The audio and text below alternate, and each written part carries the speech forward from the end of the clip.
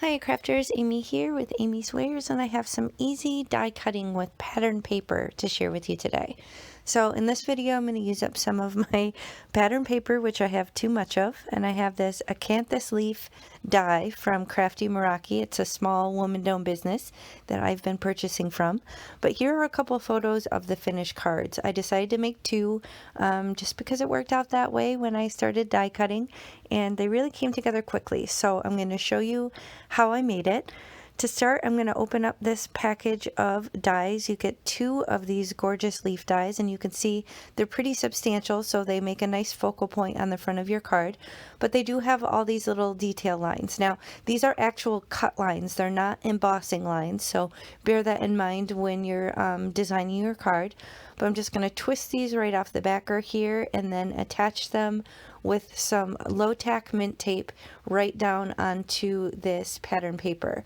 Now I did decide to cut it down slightly smaller than A2 size because at this point I realized I was going to be able to make it a twofer and get two cards while I'm going through this process. So I kind of arranged them in a way that will be pretty to use the outside of the pattern paper as well, and then attach them down with this mint tape before I run them through off screen through my die cutting machine.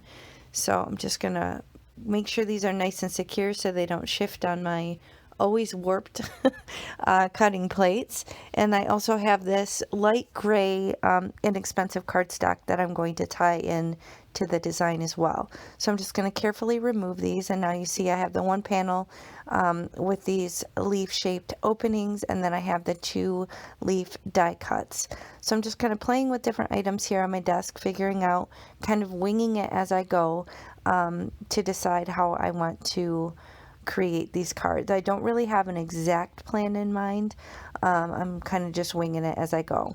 So I'm going to use that mint tape just to help me pull those right out of the die cut, and then kind of reconfigure my pieces parts. Now I did grab a couple of 3D embossing folders from Altenew.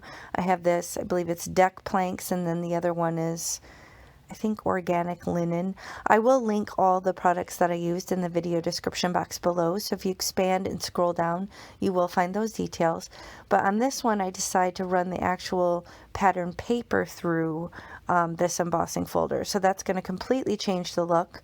You almost can't even see the design on the pattern paper when I'm done here, but I am pleased with how it turned out, and I like the texture that it did add to the design. So I guess when you turn it on its side you can still see that chevron pattern, but ultimately it gave that really cool 3D texture from that organic linen. And on this one you have the cool wooden deck plank look.